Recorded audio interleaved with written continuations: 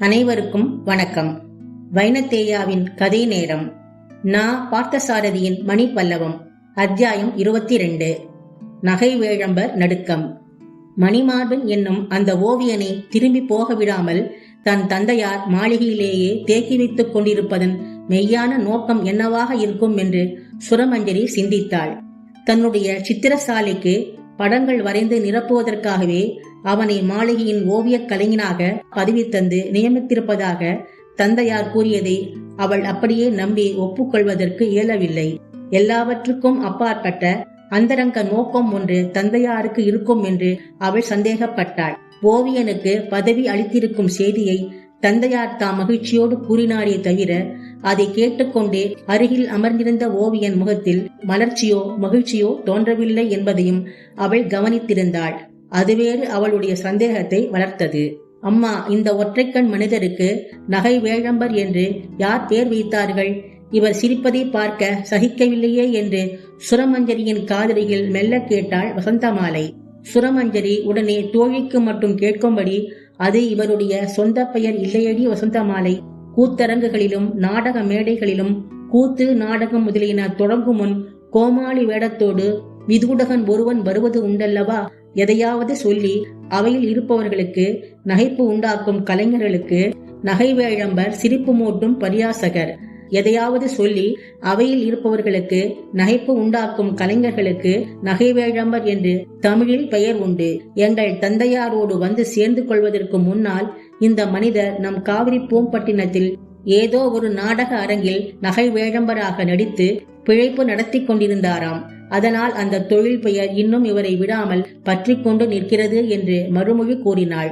இந்த மனிதருடைய குரூர முகத்தை பார்த்தால் வந்த சிரிப்பு கூட போய்விடுமே அம்மா. இவரை எப்படி நாடக அரங்கில் நகை வேழம்பராக வைத்துக் கொண்டு பொறுமையாக நாடகம் நடத்தினார்கள்? பார்த்தவர்களும் தான் எப்படி பொறுமையோடு பார்த்தார்கள்?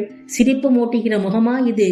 எரிந்த கொள்ளிக்கட்டையை போல் விகாரமாக இருக்கிறதே என்று மேலும் கேட்ட வசந்தமாலைக்கு இவர் நகை வேழம்பராக நடிப்பதை பொறுமையாக பார்க்க முடியாததனால் தானோ என்னவோ இவருடைய முகத்தை கண்டு சிரிப்பு மூழ்வதற்கு பதில் சீற்றம் மூண்டு யாரோ ஒற்றை கண்ணை பொட்டையாக்கி அனுப்பிவிட்டார்கள் போலிருக்கிறது என்று வயிற்றெரிச்சல் தீர மறுமொழி கூறினாள் சுரமஞ்சரி. நாடக மேடையில் ஆடிய கூத்துக்களை விட இவர் வாழ்க்கையில் ஆடும் கூத்துக்கள் தாம் அதிகம் போலிருக்கிறதம்மா. தந்தையாரிடம் வந்து சேர்ந்த பின் இவருடைய கூத்துக்கள் மிகவும் அதிகமடி வசந்தமாலை. உணவு கூடத்தில் எல்லோருக்கும் நடுவே சுரமஞ்சரியும் வசந்தமாலையும் இப்படி தங்களுக்குள் ரகசியம் பேசுவது போல் பேசிக்கொண்ட பேச்சினால் எல்லோருடைய கவனமும் அவர்கள் பக்கம் திரும்பவே பேச்சை அவ்வளவில் நிறுத்திக் கொண்டனர். என்னவோ நீயும் உன் தோழியுமாக உங்களுக்குள்ளேயே பேசிக்கொள்கிறீர்களே சுரமஞ்சரி, எங்களோடு திடீரென்று உனக்கு என்ன கோபம் வந்து விட்டதமா என்று தந்தையார் மறுபடியும் அவளுக்கு உற்சாகமூட்டி பேச வைக்கும் முயற்சியை தொடங்கினார்.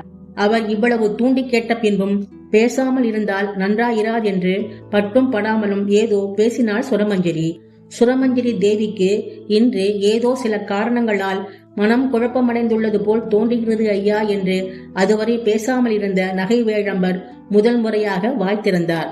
அந்த நேரத்தில் அங்கே அவரை போன்று தன்னால் விரும்பத்தகாத ஒருவர் தன் பெயரை குறிப்பிட்டு பேசியதே சுரமஞ்சரிக்கு பிடிக்கவில்லை.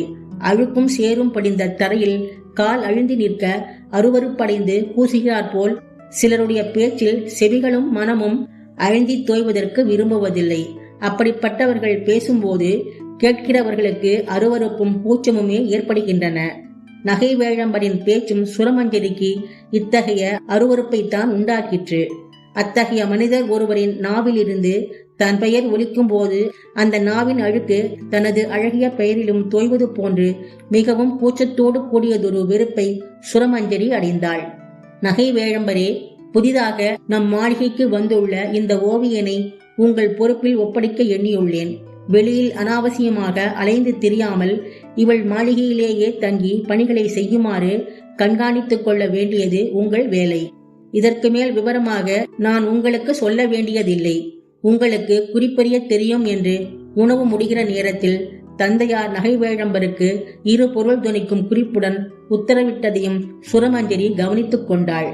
இந்த மாளிகையை விட்டு ஆள் வெளியேறி விடாமல் ஓவியனை சிறை செய்து பாதுகாத்துக்கொள் என்று சொல்ல வேண்டியதற்கு பதில் அதையே கௌரவமான வார்த்தைகளில் கௌரவமான துனியோடு தந்தையார் நகைவேழம்பருக்கு சொல்லியிருக்கிறார் என்பதை அவள் உய்த்துணர்ந்து புரிந்து கொள்ள முடிந்தது.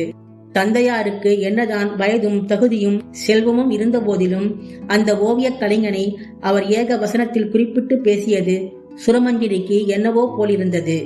நுண் கலைகளை மதிக்கும் நளினமான மனமுள்ளவள் அவள். அவளுடைய கோமளமான சுபாவத்துக்கு கலைகள் பிறக்கும் இடத்தை சுலபமாக நினைப்பவர்களை பொறுத்து பழக்கம் இல்லை. அதுவும் ஓவியம் இளமையிலிருந்து அவள் மனத்தில் பித்து ஏறி பதிந்த கலை. அந்த கலைக்கு உரியவர்களை பற்றி எளிதாக நினைப்பவர்களையோ பேசுபவர்களையோ அவளால் ஏற்க முடிவதில்லை. உண்டு முடித்தபின் உணவு கூடத்திலிருந்து எல்லோரும் வெளியேறிய போது வசந்தமாலை விரைவாக நடந்து வா, சிறிது முன்னால் சென்று உணவு கூடத்தின் வாயிலுக்கு அருகே நின்று கவனிக்கலாம்.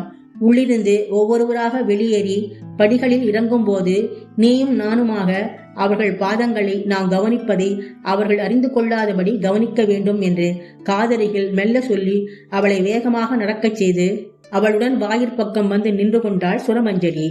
முதலில் தந்தையாரும் தாயும் வானவல்லியும் பிற பெண்களும் படியிறங்கி வந்தார்கள்.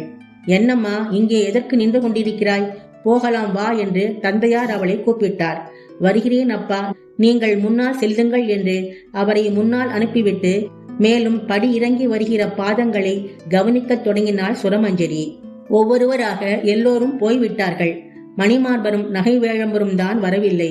உள்ளே சமையல்காரர்களோடு ஏதோ பேசிக்கொண்டு நின்றார் நகைவேழம்பர். சிறிது நேரத்தில் மணிமார்பனை கைப்பற்றி அழைத்துக்கொண்டு நகைவேழம்பர் படியிறங்கி வந்தபோதும் சுரமஞ்சரி தோழியோடு அங்கே நின்று கொண்டிருந்தாள். அவள் அங்கே நின்று கொண்டிருப்பாள் என்று அந்த ஒற்றைக்கண் மனிதர் எதிர்பார்க்கவில்லை. அப்போது அங்கே அவள் நின்று கொண்டிருப்பதை கண்டபோது சிறிது அதிர்ச்சி கூட அவருக்கு உண்டாயிற்று. சாமர்த்தியமாக அந்த அதிர்ச்சி வெளியே தெரியாமல் மறைத்துக் கொண்டு நடந்து சென்றார். தற்செயலாக நடந்து உடன் வருபவர்களைப் போல் சுரமஞ்சரியும் தோழியும் நகைவேழம்பரோடு கூட நடந்தார்கள். அவர்களும் உடன் வருவதைக் கண்ட நகைவேழம்பரின் நடை இன்னும் துரிதமாயிற்று. ஓவியனும் அதற்கு ஏற்ப துரிதமாக நடந்தான்.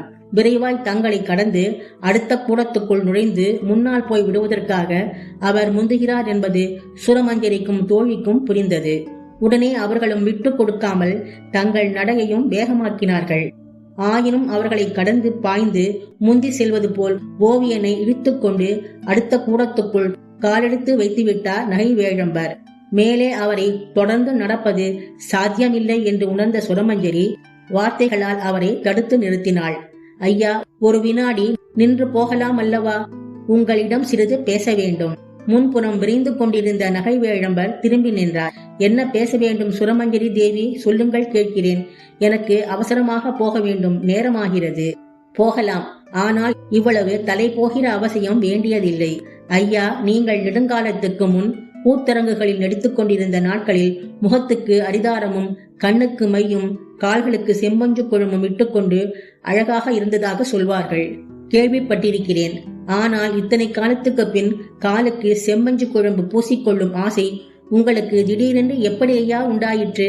அதுவும் இவ்வளவு நன்றாக சிவப்பு நிறம் பற்றும் செம்பஞ்சு குழம்பும் உங்களுக்கு எங்கேதான் கிடைத்ததோ என்று அவருடைய பாதத்தை சுட்டிக்காட்டி சிரித்துக்கொண்டே கேட்டாள் அவள்.